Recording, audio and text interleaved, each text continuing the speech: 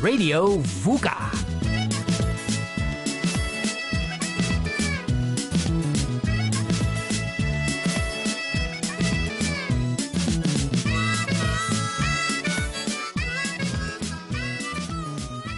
My heavens alive, I think I'm going to be sick. Well, don't keep staring at it. What the... Where did it... I mean, who on earth would... I'm going to be sick. Stop looking at it. I can't help it. I'm transfixed. There, I've closed it up. This is just... I mean, it's... And after everything else we've been through. I know. We can't let the staff see this. We've got to hide it and call the police immediately. I absolutely agree about the police, and I've already called them. But we can't hide this from the staff, Denton. It's too disturbing for them to see. You don't actually mean we're going to let them walk in to witness this? Denton, listen to me. This is a terrible thing, but we've got to be grown up and level-headed right now, and hiding it from everyone is not going to help. But we are not going to tamper with it until the police get here. And we have to be entirely transparent with the staff. Secrets, however well-meant, are just going to play into the hands of the perpetrators. Oh, you're right, of course. But, this is just appalling. It's monstrous. I feel as if our entire existence is turning into some B-grade horror movie. Morning. Oh, morning. Hi. Hi. Ooh, a parcel. That's exciting. Is it for all of us? Oh, wow. Oh, is it from Cy? Has he sent us a prezi from Canada? I gave him strict instructions to buy us each a little something. It's just a package that was left on the Vuka doorstep this morning. Have you opened it already? Let's well, see. There's nothing to see. What do you mean there's nothing to see? Is it empty? It isn't anything important. It might not be important, but it's a package left on our step, so it's totally going to be exciting. Come on, open it up. There is no need for you to see it. Why not? Yes, why not? Because we've got to wait for the police to get here first. The police? Oh, my actual oath. What happened? Are the police coming because of this package? What's inside it? What's inside this box is far too disturbing for you to see, so I think it's best if we just leave it at that and wait for the police. But you and Denton saw it. Oh, we didn't know what was inside until we opened it. Did you arrive together? Good question, V. Well? I was here first. Doc did come in just before me. And then, Doc, you showed it to Denton? Denton arrived just after I had opened it. So, it's obviously not too disturbing for two big, strong, brave men like yourselves to see, but naturally, us delicate females couldn't handle it. I could barely handle it. And V and I are so much more sensitive than you, is that it? No, Melissa, what I mean is that if I had the choice... You can't tell us that there is some deeply disturbing, police-worthy thing in a box and then not show us. We'll imagine the worst. Melissa, stop making a scene. If Innocence saw this, she would have a heart attack. Well, Melissa is not innocent, and neither am I. Now show us what's in that box. All right. I'll open it up again. Denton, look away. I'm looking away. Oh, gross! Oh, what is that? It's a rhino horn. Denton, you're looking. My stomach's settled. I've desensitized to it a little. A real one? What? Rhino horn. Is it a real one? I think it's a mock-up, but I'm not sure. It doesn't feel heavy enough to be a real one. If it isn't real, why is it bleeding? Oh, it must be fake blood. The whole thing is clearly the work of some deeply disturbed individual. I'm so glad Pearl is in Cape Town. My word, yes. Thank goodness for small mercies. I've called the police and they should be getting here shortly. Good. I think it's important that we get Ruben here as soon as possible. I'm sure this message is somehow intended for him. My main concern is Innocence. She could walk in any minute now, and delicate as she is at this moment, something like this would send her straight back to hospital. Oh, totals. No way must any see this. We've got to stop her from coming into work, at least until the police have been and left. And taken that disgusting mess with them. I'd better call Shorty. But why? Why are you calling Shorty? So he can do what Shorty does best. You're going to get Shorty to take it to the police. Bradok, what's up? Shorty, I need you to do me a big favor.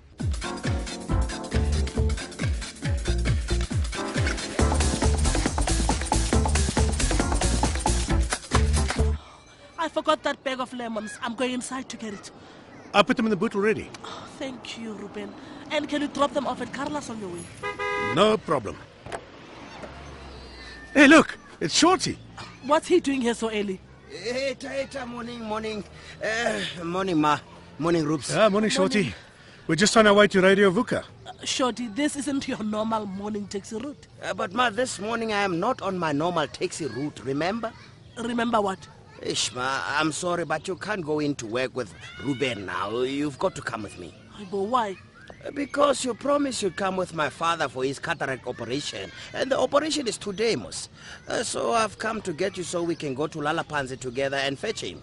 No, Shorty. The cataract thing is tomorrow, isn't it? Sure, Ma.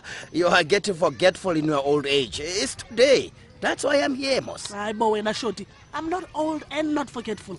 You must have told me the wrong date now for this cataract business with Bob Jacob.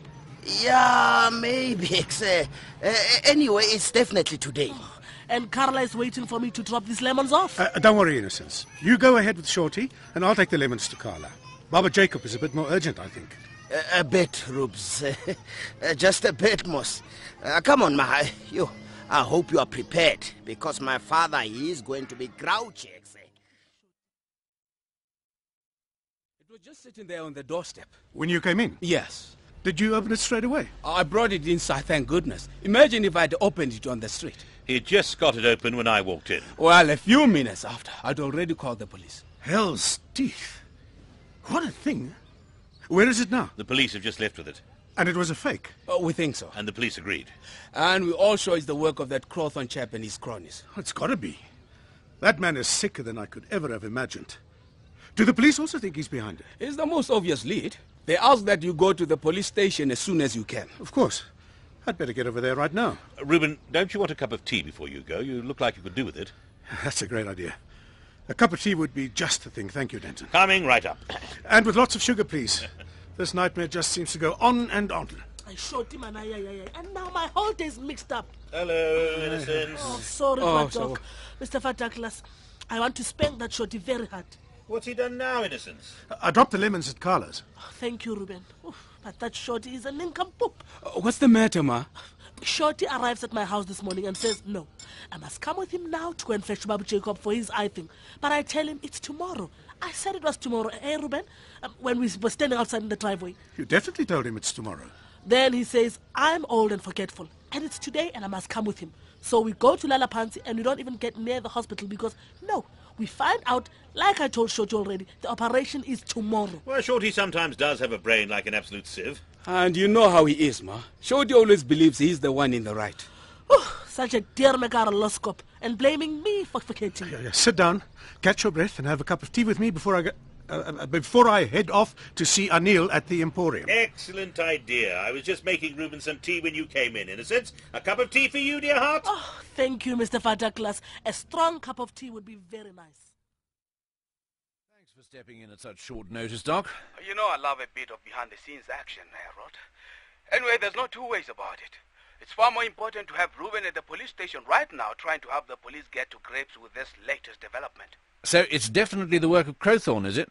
No, well, I mean, he's the most likely suspect, but there's no proof at this stage. Take my mind off things, Harold, and tell me what you've got on the program today. Well, you might be a little surprised at my choice, Doc. Oh, yes? It was the title that intrigued me. You've heard of Elizabeth Gilbert's Eat, Pray, Love. It was made into a movie with Julia Roberts. Are you reviewing Committed, Harold? Oh, no. Though I believe that is a worthwhile read. Oh, we told you. Actually, an old bachelor friend who recently took the dive into matrimony.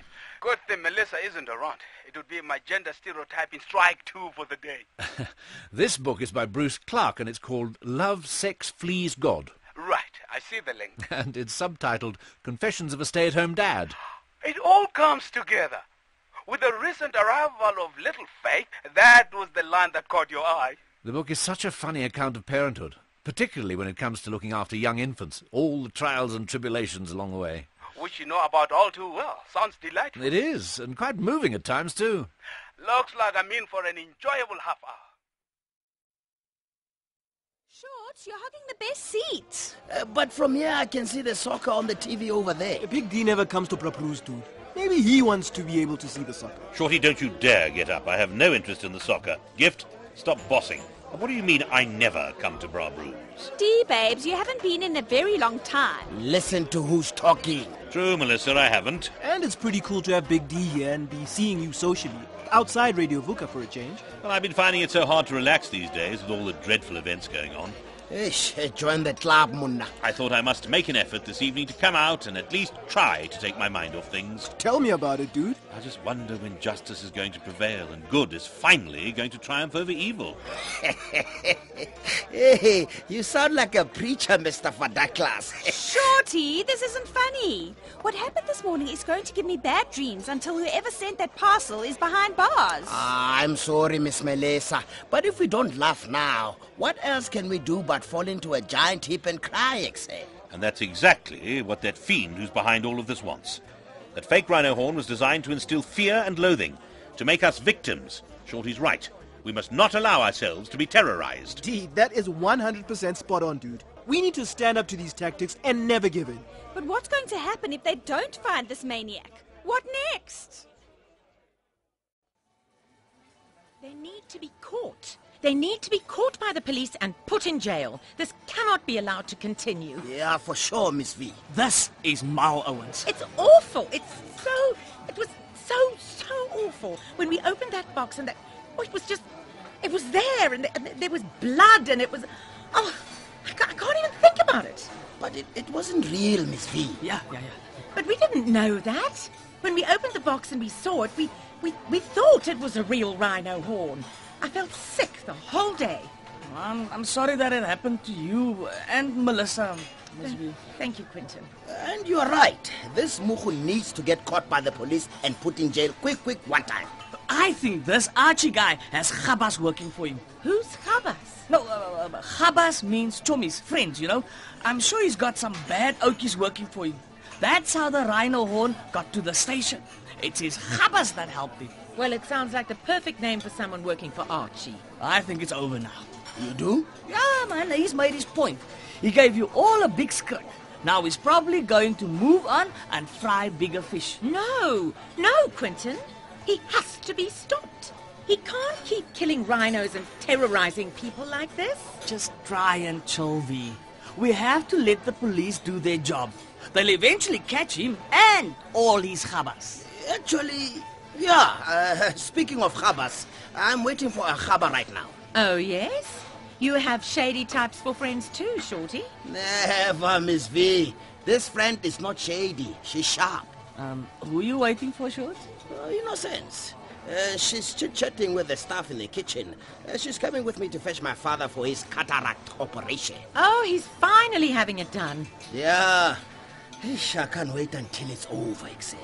Shouldn't he be the one who can't wait? You would think so. But, my father's driving me up the wall and right onto the ceiling. What's going on, Shorty? It's his eye operation. He's so stressed that his brain is all shuttery and his eyes are going to pop out of his head.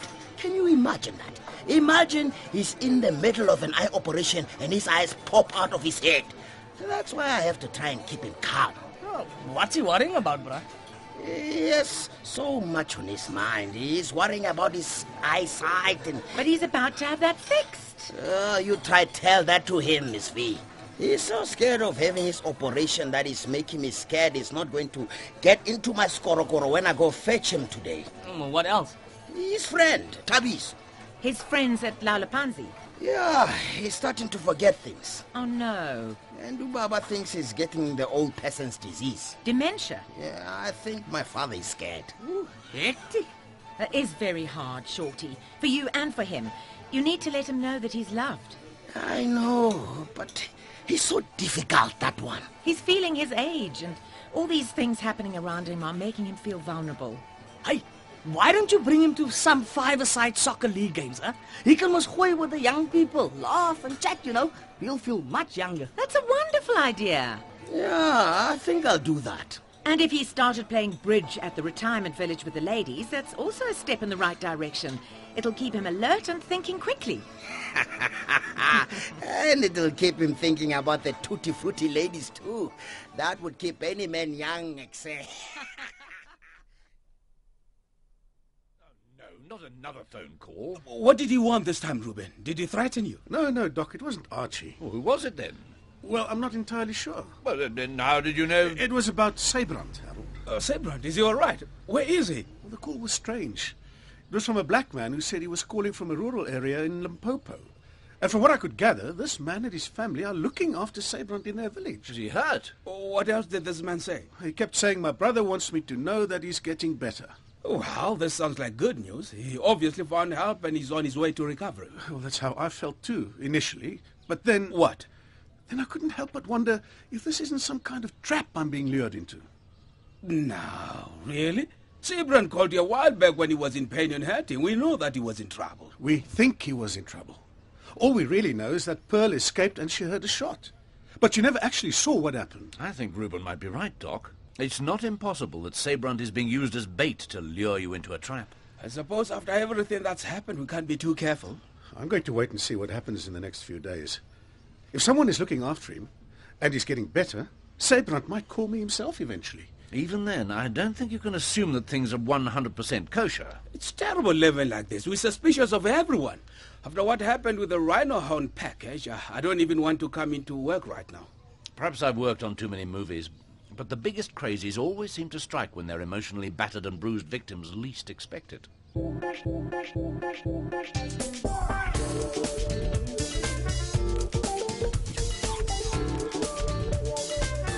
You don't have to worry about anything, Sotobi.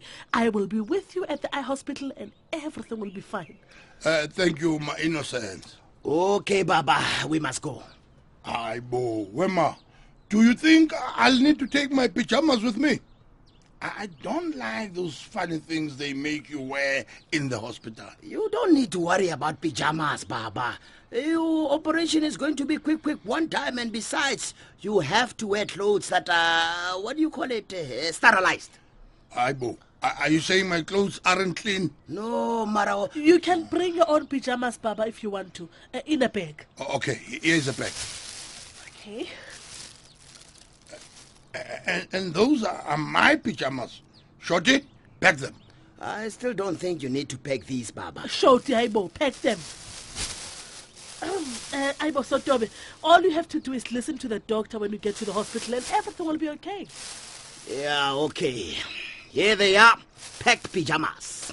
I want to look at that photo of my village, Shorty. Give it to me. Mara, why? In case I never see it again, Dotan. Why wouldn't you see it again, Baba? Some man is going to cut into my eyes today, Shorty. A doctor. He's a doctor. Give him the photograph, Shorty. He's trying to delay this thing, Mama. Shorty, Aibo, let us just do what your father wants us to do. And if you keep giving him a hard time, we will catch our own taxi to the hospital. Yeah. Right, Doc. Upcoming shows. What do you have in mind? You, actually. Me? Yes. I thought it would be a good idea to interview you about your experiences at the various community radio stations you visited. Feedback. Very good. I want you to chat to the listeners about what you learned and how those rural stations inspired you. I would love to, Doc. I had such a wonderful time, and I really feel that I have quite a lot to offer. I'm particularly interested in those recordings you did with Mrs. Malale. The Shakespeare readings? Yes. I didn't think you'd go for that, Doc. Why not? Well, it's not African. I love Shakespeare, Denton. And just because I want more local stuff reviewed on the radio station doesn't mean we must abandon the classics altogether. This woman has managed to instill such a love of the bard into so many people. And I think we should expand on it. Perhaps you could set up something similar here at Radio Vuka. A kind of expanded Shaking Up Shakespeare. Yes, but I want this to be bigger. I want you to include all the great writers and encourage young people to phone in and debate. I'm in, Doc. I'm totally in. Let's talk about it again soon. In the meantime, let's agree on a current affairs slot when I can interview you. I'm so happy that my innocence was there. Was it very dramatic, Shorty? Which part? Huh? What do you mean? I mean, which part? The part where he wouldn't leave the retirement village or the actual operation? What? He wouldn't leave? He was using enormous delaying tactics. Ah, he was nervous. First, we had to pack his pajamas, and then His pajamas? Is he spending the night? No, Munna. He's not spending the night. But we had to spend all these many minutes talking about his pajamas and if he would need them and when he would need them. So my innocence let him pack his pajamas. Then he had to stand there for 5 minutes. A full 5 minutes looking at a picture of his village in KwaZulu-Natal. But why? He was scared he would never see it again. But he went to have his eyes fixed, not made worse. Yeah, I know that, and you know that. But my father, that man has all kinds of other stories going on in his head. I'm beginning to see where all your dramatics come from, my short friend. Mr. What? I have just had the longest day of my life. Why must you come with this now? Shorty, I'm just saying. Don't. Whatever it is you want to say, don't say it. I'm tired. It sounds like you're the one who had the operation. Do you want to hear the rest of the story or not? Okay, yes, of course. Please continue. Yeah, sure. So, when we eventually got to the hospital, my father was actually a lot more calm. I kept telling him about Miss Melissa and her chi and breathing exercises on the way to the hospital, and when we got there, he seemed more peaceful. Oh, perhaps it was Innocence's nurturing influence on him, eh? Yeah, okay, that's what it was. She is just marvelous in a crisis. She made the whole thing go a lot smoother. She kept telling my father stories about her Stockville ladies and all the plans they have to distract him. And the actual op, how did it go? Yeah, it was over quick, one time. Excellent. No problems? No ways. That doctor was #1 excellent. So where's Jacob now? He's back at Lalapanzi, resting. I'm really glad he did this, Shorty. He's going to feel much better. Yeah, now all he needs to do is eat a very big chocolate. Yeah, I wonder where Quentin is tonight. Shh, that guy. What? What's he doing? He's taking this sports reporting job very serious. Is he working now? Working, playing. I don't know what that sports reporting job is anymore. He's at a PSL press conference. He's doing what Silas did. Getting the down low on what's hot and what's not. It's the low down shots. Low down, down low. It's all the same to me, Mr. What. Hey, Rubes. Evening. Everything all right, Ruben? You look as white as a sheet. No, it's not. Is that Skebengo? Archie Crawford? No, it's me. Have a seat. What happened? I was headed to a pub. Yeah, and you found us at this pub? No, I was headed to another pub, any pub, so that I could drink. Ruben? And then I told myself to come here instead, to Brabroes. I was kind of hoping some of you would be here. I need to have a drink, and I need someone to stop me. And I knew if someone was here, one of my friends, that I'd be able to resist. I don't know if this is good or bad. It's brilliant, Munna. Because your brain was suspicious that it was doing something wrong. The bad half of your brain was telling you that you must have a drink. And the good half of your brain was saying that if you went to a pub where your friends are, you wouldn't hit the bottle again. Yes, but what if none of us had been here, Shorty? Then his brain would have exploded, Mr. What. I'm scared. I'm going to order you a fruit juice, Ruben, and you're going to call your sponsor immediately. We should. I can do it myself. Yeah, but I'm here. Let me do it. But when you're not here, then I must do it. So I'm doing it. Okay, Baba. Now, where's the little bottle? Here. I think you should lie down when you put them in. The doctor said I can put them in wherever I am. I just have to have my head back. Yeah, but it's easier to be lying or sitting when you put in eye drops, so you don't hurt your neck. I'll sit then. Good. Eye drops are no joke. I didn't say they were. You've got to be careful and know where your eyes are. Like you know where your eyes are, eh? Shh, I'm concentrating. Okay, that's the left eye. And now, the right eye. Good. Sit with your head back for a bit. I know what I'm doing. The doctor told me everything. Okay. He was a nice doctor, eh? Yeah, he's fine. How's that feel? Feels great. Feels better than ever. I don't think you'll ever know. What? How horrible it is to be seeing everything through a dirty window. And then suddenly it's clean. Everything is so clean and bright and new. That's wonderful. I told you that... Where's Innocence? Huh? I wanted to see me seeing everything. I told you, she's busy at work, but she'll come and see you as soon as she can. She's a good woman. Look at all the bits of the fluff on my blanket. Huh? I couldn't see them before. Yeah, there's lots of fluff, eh? And Innocence was right, you know. She said the operation would be good for me, and it was. Hey, but it was me. I was telling you how good the operation would be. Innocent just came along to make you feel calm. No, she calms me. She calms everyone, except herself.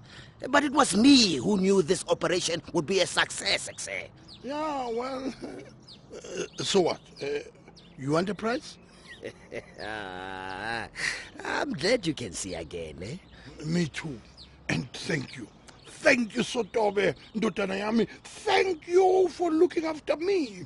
Even though I look after myself, I'm thank you. It's a pleasure. Stop standing there like you're going to move the furniture. Come sit down with your father. Okay. But just for a little bit. I have to go. Just for a little bit, then. Let me look at you. Huh? Huh? You know who I see in your face? Who? In your eyes and a little bit above your nose. Hey, boy, I see your mother. Do you? Right there. Funny, eh? Doc says I look like you. No. Doc needs an eye operation. Hey, Baba. So you remember you can't go outside for a while, and you mustn't be anywhere where dust can get in your eyes. Hey, how's the rest? No heavy lifting. Put the drops in every 4 hours. And what are other things? No hot baths or rubbing my eyes. Right. Innocence put it all on a list for me. And all the medicines I must take. Where's the list? Here, in my pocket. Oh, good. Well, it seems like you're all sorted out. I am sorted out, and I'm seeing. And soon I'll be seeing my beloved Moroka Solos, Solos, on television. Oh boy, playing like I've never seen them play before. Like on CSI. I don't know if that forensic stuff happens like it does on TV. No, sure. But they can get fingerprints from the rhino horn package thing, and then maybe there'll be like a microscopic bit of material on it that'll be linked to a brand of carpet that was only made in like 1976, and was only used in a certain make of car in 1978, and then they track down the car and boom! They catch the guy. I don't think it's going to happen like that. I also don't know why all the clues would come from the 70s. The 70s is the clue decade. Everyone knows that. No, but I shouldn't be laughing. This is a serious and disturbing matter, and I actually don't want to talk about it until we next have to talk about it. When will that be? Let's talk work issues now. I'm looking into doing a show on male circumcision, and I was wondering if you'd like to do some research on that subject. Okay. What angle? Well, I'm not sure yet. I want to gather as much information as possible and then see what I have to go on. It would be nice if we could get some interviews from young men who have recently been circumcised or are about to go through the process. See what they have to say and what their feelings are. Cool. I just read an article stating that male circumcision is a potential public health benefit because it reduces susceptibility to HIV/AIDS. But at the same time, there's the concern that young men's lives are put in danger through traditional circumcision practices from botched circumcisions and unhygienic procedures. I'll look into it. Morning, dears. Hello. Good morning. Hi, guys. So, no more unwanted surprises, yeah, I hope? No, none, touch wood. Do you think we should look around? You know, like check the station? For strange parcels? Course, that wouldn't happen, would it? It couldn't happen. You mean someone breaks in and hides another fake rhino horn in here? Possibly. No. Why would they do that? That would be ridiculous. Why would it be any less ridiculous than leaving a fake rhino horn at the door? I mean, it would be impossible. Then why did you say ridiculous? Doc, how on earth could anyone get in here and hide a fake rhino horn? There's an alarm system. There are keys and locks and an alarm system. Exactly. I forgot about that. Sorry, Doc. Forget I said anything. Okay. This whole situation makes me jumpy, and I'd prefer if we didn't joke about it or imagine how it could get any worse or any weirder. For sure. Agreed. Anil, have you found out anything more about the package? Well, I called the police station earlier this morning to see if they got any further on matching fingerprints to any potential suspects. They told me whoever delivered the fake rhino horn package wore gloves at all times. I suppose that's to be expected. No microscopic clues. Didn't sound like it. Well, that's it for today on the package saga. Moving forward, Gift and I have just been speaking about an upcoming current affairs show on male circumcision. Anil, I believe you want to suggest another current affairs topic? Yes, right, I do. I know we've covered it before, but I think we need to keep addressing the issue of drug abuse. Awareness is everything after all. Quite right. I don't know what angle you want to take on it. Maybe looking at support for families who are affected by drug abuse. A nephew of mine in Durban almost died recently after an overdose. Oh, no. Shame. Yeah, but he's sad. But he's alive. That's the main thing. And Banesh tells me that counseling has really helped the family to work through the situation. Poor Vanesh. Please send him our love. Will do. Dark days, huh? Very dark. Yes, but yes, we'll definitely do a show on drug abuse as soon as possible. Yeah, we could even do one every few months or so, like a quarterly drug awareness campaign or something. Excellent idea. Our book for the day is Bandit Out of Jail by Hugh Lewin. As some of you may be aware, an earlier version of the book titled simply Bandit was published in London in 1978 and banned in South Africa during the apartheid years. Despite its banning, many people managed to get their hands on illegal copies of this extraordinary prison memoir. Lewin, an apartheid activist, spent 7 years in Pretoria Central Prison. Writing about prison conditions was illegal at the time, and Bandit Out of Jail throws a spotlight on the appalling treatment meted out to the unfortunate prisoners behind those walls. The politicals especially suffered hugely at the hands of their captors, and the events Lewin describes are horrifying and deeply moving. The section on the death row prisoners singing hymns through the night before a hanging is particularly striking. This latest version of the book was published in 2002 and includes a number of poems and drawings by a fellow inmate, Jock Strachan. There are also accounts of the last days of lawyer Bram Fisher, who led the defence in the Rivonia trial. Riveting stuff. Stay right where you are. I'll be back with more on Bandit Out of Jail after this short break.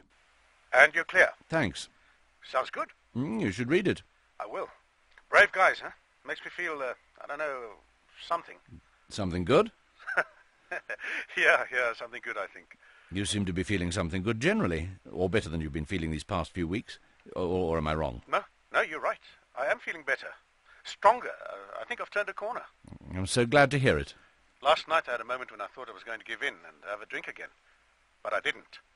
I just moved through the feelings and, I feel a lot better for it. Good, Reuben. Good for you. You're being very courageous. I hope you know that.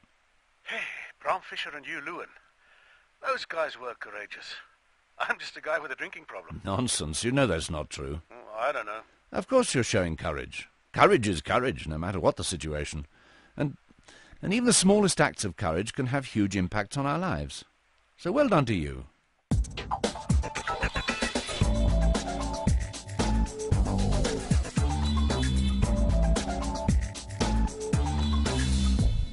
Did you get autographs? Bruh, it's a PSL soccer conference. Like, I'm gonna be the one asking for autographs and acting like I'm not down with the game. Bruh, I was down with the game. Did you act cool? I was Easter, man. I was bossing there with the guys, ripping it up.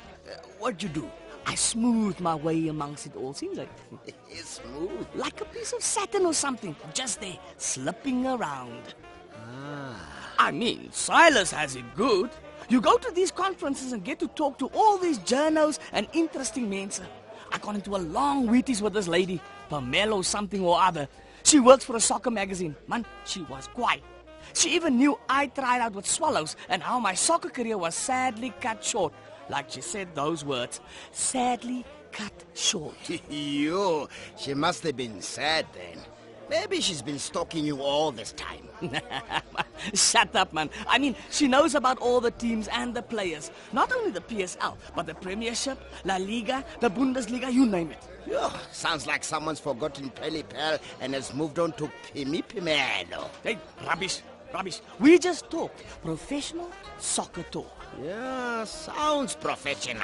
It was. I like the lady, but there's no chemistry between us. Evening. Hey, Mr. What? Where you been? Sorry, I got held up. Where, Mr. What's up? Hey, Quintops. You okay? Fine. Just tired of it all, you know. Kidnappings, disappearances, threatening parcels, and now my car. Stolen? Thank heavens, no, Shorty. A flat tire. Took me ages to change it. The bolts were so tight and the belly... what you call it? The thing? Jack? Yeah, that thing. It kept falling over. Anyway, I'm here now. What kind of a flat was it? What, Shorty? A flat tire. A flat. Nah, that's where you are wrong. There's an accidental flat and there's an on-purpose flat. What are you suggesting? What do you think I'm suggesting? You don't think someone punctured my tire, do you? Maybe not. Did you have a look at the tire before you put on the stay, Mr. What's up? It was quite dark and I couldn't see very well. And to be honest, I wasn't on the lookout for sabotage. Oh, you have to take it into your dealer tomorrow to check, huh? Your tire could have been slashed, man. Shorty, please don't start. I just want to have a quiet drink and forget about people who may or may not be slashing my tires. But you can't. Constant vigilance, constant vigilance. But are you sore, Jacob Han? No, Melissa. Sometimes I can feel a little irritation, but then it goes away and I'm fine. It must be wonderful to see so clearly again. Oh, yes, it is. I feel like a new person. I told you. I bo Shorty, leave Babu Jacob alone. But I did tell him, sis. I said, Baba, after this operation, he will feel like a new man. And he said, I know, Shorty, these doctors, they don't know what they are doing. Shorty? And now, Miss Fee, did you hear what he just said? Did you? Yes, but... tell them, Baba. Tell them what you just said. I didn't say I feel like a new man. Yeah, but I said I feel like a new person, Shorty. It's true, Shorty babe. He totally did say that. Ooh, how does it feel to be out? Are you experiencing the world differently? Yes, almost like it's the first time. I suppose I am. But now we have to test them. My eyes. Your new designer vision. Oh, yes, that's a good idea. Give him something to read that is far away. Oh, that sign. Where? There, on the other side of the shop. That's perfect, Innie. Can you see it, Baba? That one over there. Yeah, I see it. What does it say? Colors, delicious, vegetables are all homegrown and organic. And it's true as well, the best vegetables in the city. Thanks to Reuben and his green fingers. That is so stunning. You really can see. And it was so wonderful at the hospital. He followed all the instructions the doctors gave him. Have you got all your medicine with you, Baba? Right here, Ndotana, my special pills. Oh, that reminds me. I mustn't forget to fetch Faith's medication. What for? Is she okay? What's wrong with Faith?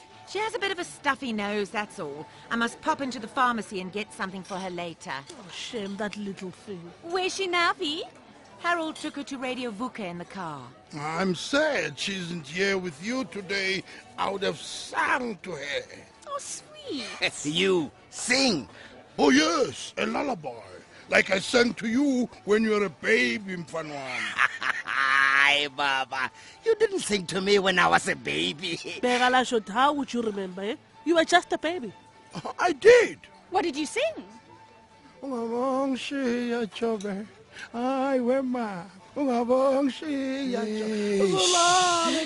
remember it? Oh, yeah. Yeah, for sure. How could I have forgotten that? You see? Yeah, it's because you grow up and you do adult things, and then your brain gets full of adult memories, and the little baby memories fade away. That is so deep, babe. And so depressing. And you can sing, Jacob. Are you sure it wasn't a throat up you had there in that hospital? No. You can just call me Joseph Shabalalo, Msheng Shabalalo, Ladysmith Black Mambazo. Did you hear him when he teamed up with Paul Simon? Huh? Homeless. Today on Current Affairs, as we talk to someone very close to all of us here at Radio Vuka, it's our very own Denton Fard Atlas. Thank you, Doc. Now, I know this is slightly unusual, a Radio Vuka show host interviewing another Radio Vuka show host, but Denton, you've been on a fascinating adventure. That's right. I've been travelling around to other provinces, visiting a range of community radio stations to see how they're faring. Being a community station ourselves, we're aware of how difficult things can get for small independent radio stations. Money is always a factor. But you ended up going even deeper into things, didn't you? That's right. I met this woman, Mrs. Rachel Malale.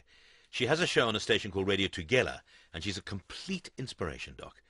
She used to be a school teacher, and she was particularly concerned about the poor literacy levels in KZN. It's a terrible problem. Of course, it's a problem everywhere, but that's where she was, and she thought that if she could reach out to more people, she might be able to make a difference. So she decided she wanted to inspire children and young people to read and write, maybe even write their own stories themselves. What's the show called? Storytime. I love it. It encompasses everything. It really is rather broad, which is good. The show has room to be very diverse. When I got there, Mrs. Malali was talking to a listener.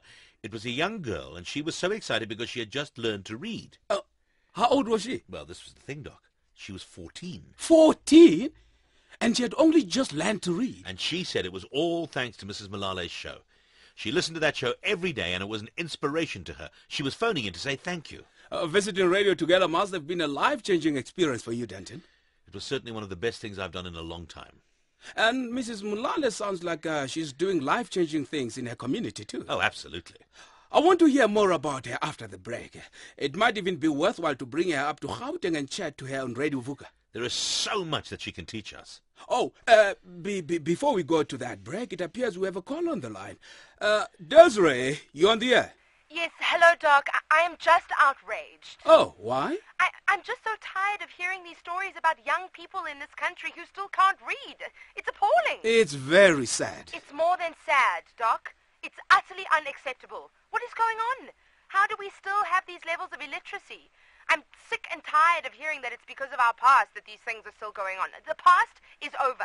We need to forget about it. We need to move on and move up.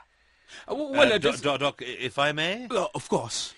Desiree, I understand your frustration. I really do. I think we're all saddened by the fact that young people in this country are still struggling when it comes to education. As I said... However, saying that we need to forget about the past is not helpful. Well... We always need to remember the past and systems like Bantu education when we were trying to develop a growing, educated populace. No, I didn't mean... Apartheid was an evil, devastating period in this country's history. We must never forget it. But do we honestly need to blame it for everything? Perhaps not everything, but we certainly need to blame it for a lot. And suggesting that we forget about it is not helpful to anyone. In fact, it's not even part of the same conversation. No, I hear you. Look, we all know that our education system is in crisis and it needs urgent attention. And on the other hand, we have a painful and devastating history. We can't ignore either of them. Yes. But thank you so much for the call. We'll be back after this. Well. How'd you like that? People like that, honestly. They make for interesting radio. I want you to reach down the phone. It's all right, Denton. You handled it well, Denton. Oh, I hope so. You really gave us something to think about. Ruben's right. I wish people like Desiree could see the places you've been to, Denton. To go to KZN and meet Mrs. Mulale and see the good she's doing with those kids. You know, that woman is so pampered and ignorant. How can she know so little about the real world? It's our job to teach them. Somehow I don't know if it's working, Doc. Denton's right. Some people just don't want to see the bigger picture. People like Desiree should be forced to spend a week in the corner of KZN where Mrs. Malale does her work. They wouldn't last a day.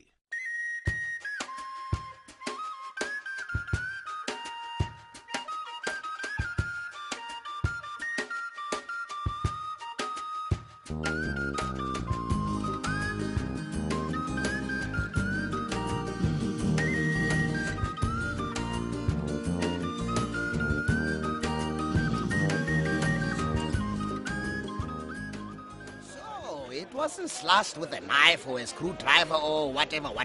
Ah, nah, Short, like I told you, ask my tire man what caused my puncture last night.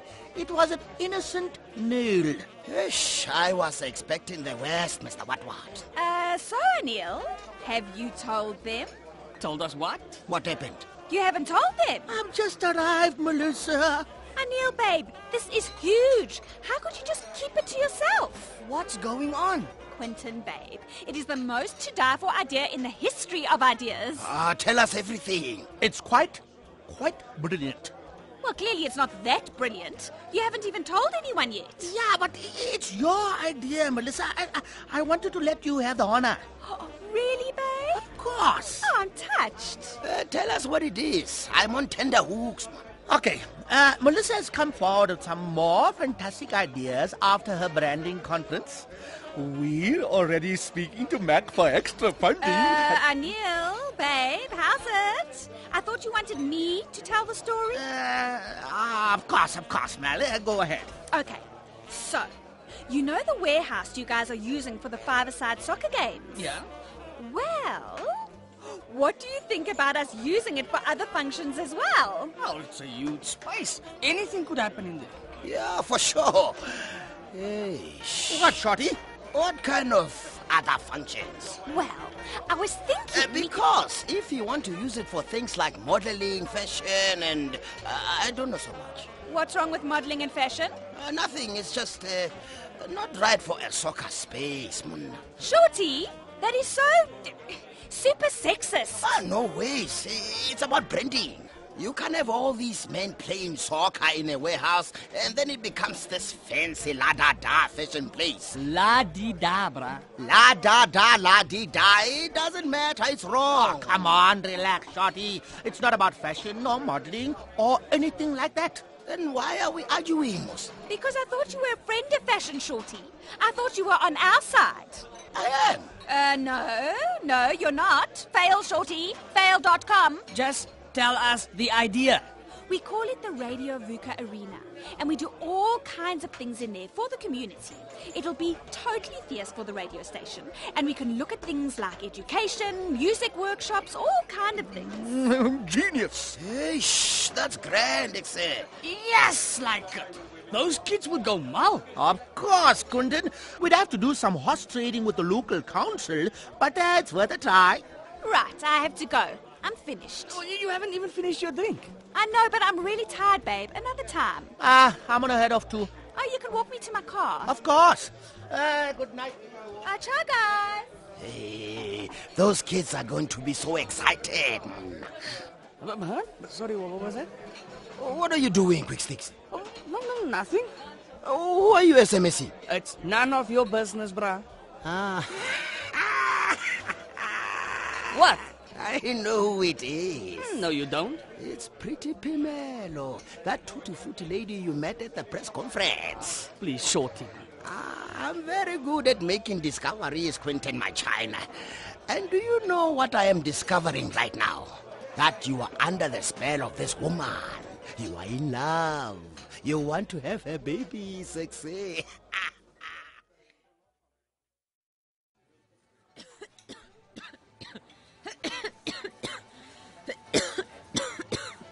Oh, babes, you okay? I'm fine. I'm fine. Did you want me to pat you on the back? I'm okay. Thanks. V. Oh, I'm fine now. Sorry, some froth went down the wrong tube. Oh, the dangers of decaf skinny latte, hey? No, babe, seriously, you need a smack on the back.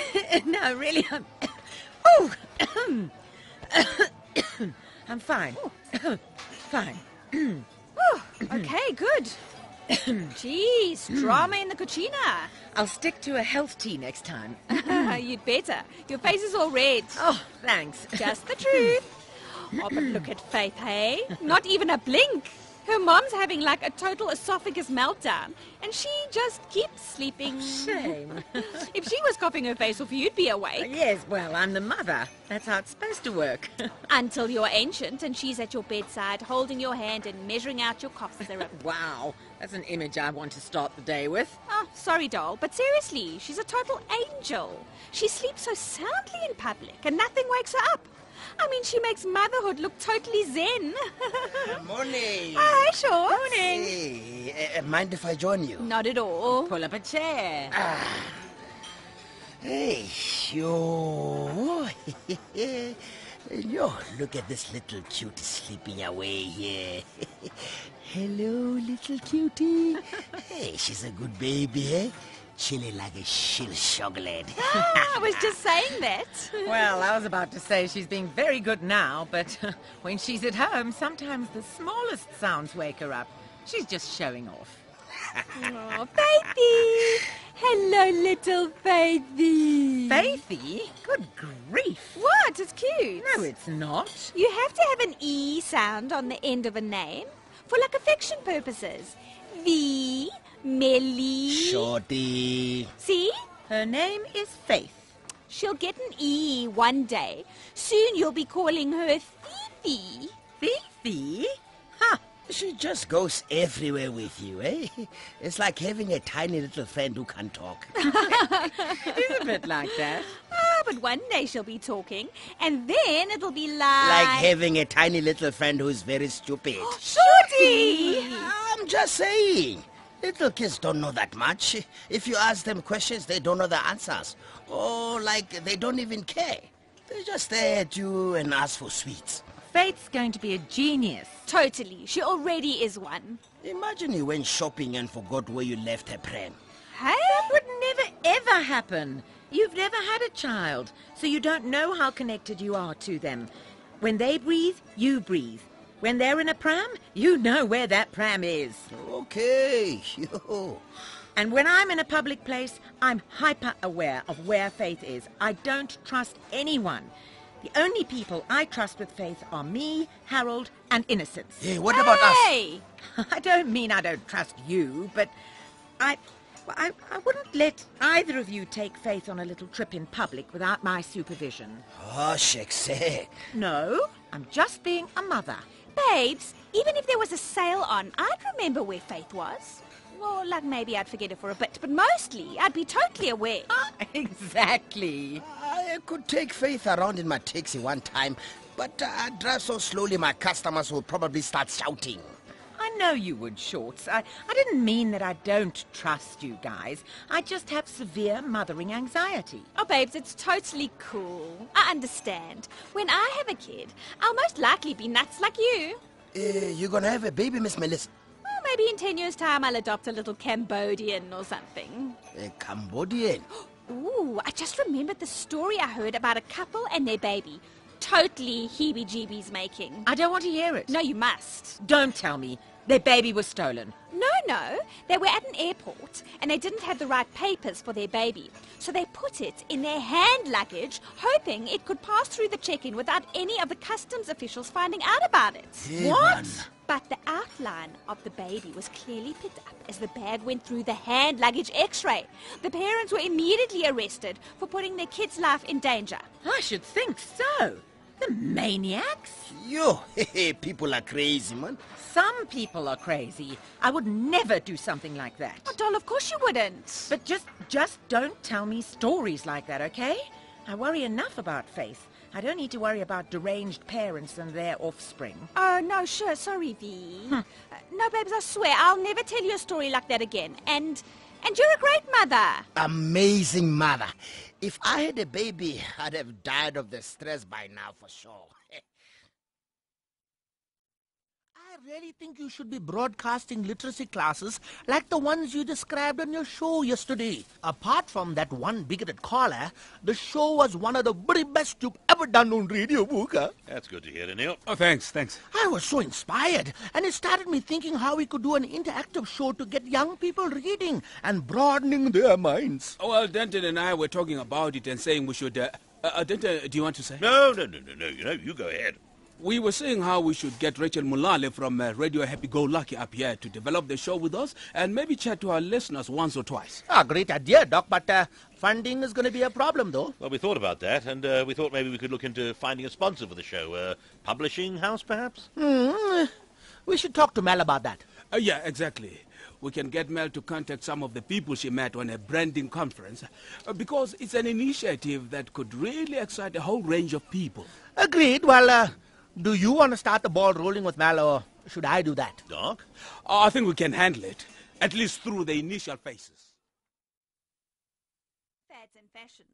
Now, I've covered a good few issues this morning, and as I mentioned earlier, I'll be looking into why Harper Beckham was recently named the world's most pampered toddler. As I'm sure you all know, Harper 7 is the daughter of David and Victoria Beckham, the prince and princess of the global glitterati, and the parents of a seriously indulged infant. Oh, I see we have a caller. A Harper 7 fan? Let's find out.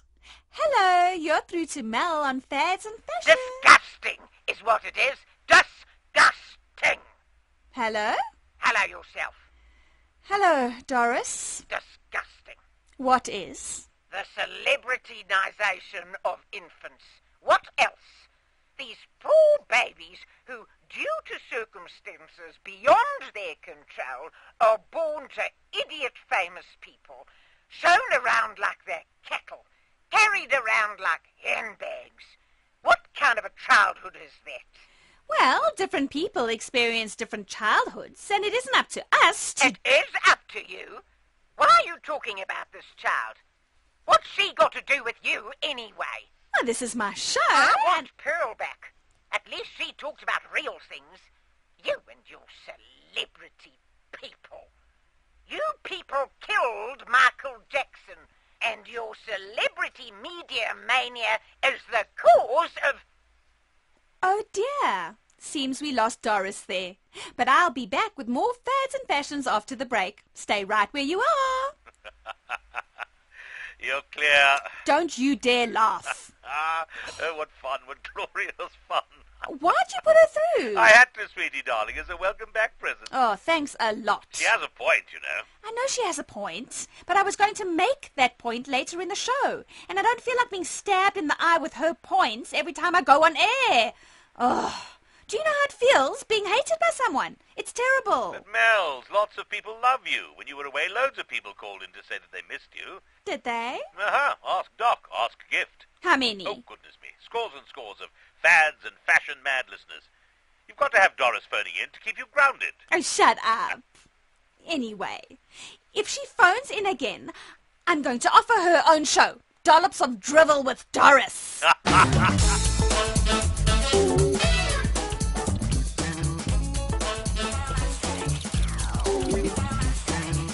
Coffee? First, let me tell you what I have to tell you. Oh, no. No, hang on. Before you assume the worst, I want to be totally upfront with you this time. This time. Something's come up that I need to attend to this weekend. What? Hang on there. I'll get there.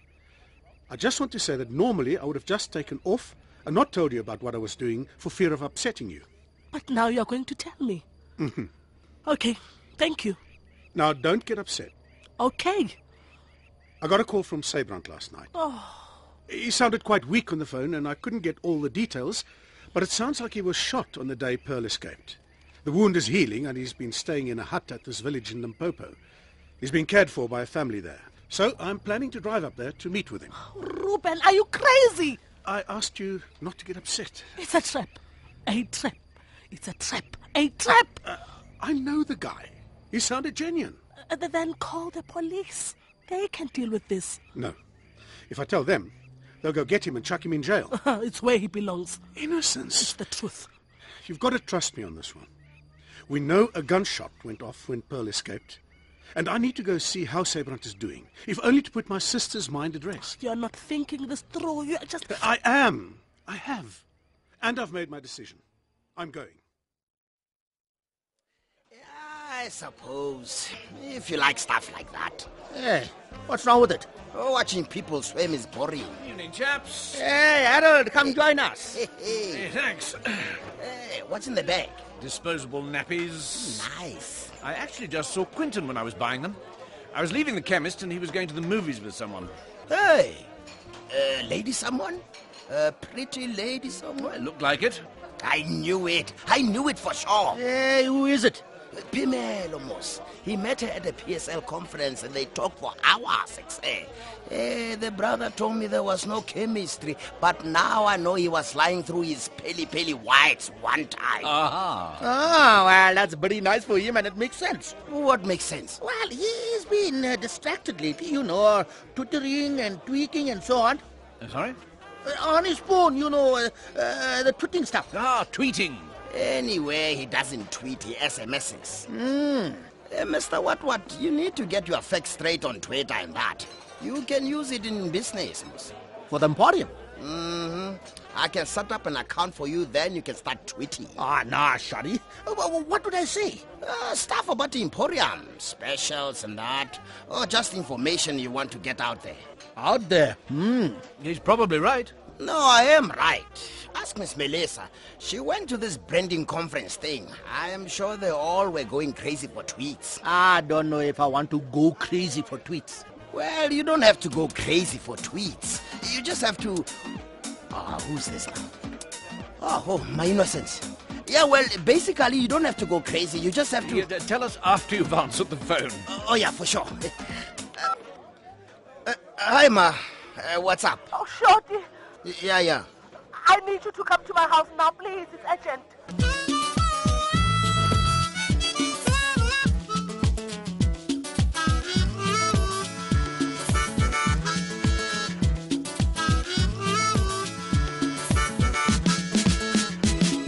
That was another episode of Radio Vuka, with Samson Kamalo as Doc, Michael Richard as Denton, Molefi Monaisa as Shorty, Graham Hopkins as Harold, Louise St. Clair as Veronica, and Dr. Chasu Nkatlo as Innocence. Melissa is played by Shelley Meskin, Anil by Huey Lowe, Gift by Mpo Osei Tutu, Silas by Rantebeng Makapan, and Ruben by Richard van der Westhuizen. Technical production is by Karen Gravett, Neria Makwena, and Mbabi Machiba. Head writer is Paul Slabolepsy, with script editing and direction by Bruce Miller. And you can get all the latest lowdown on the show by visiting the Radio Vuka page on Facebook.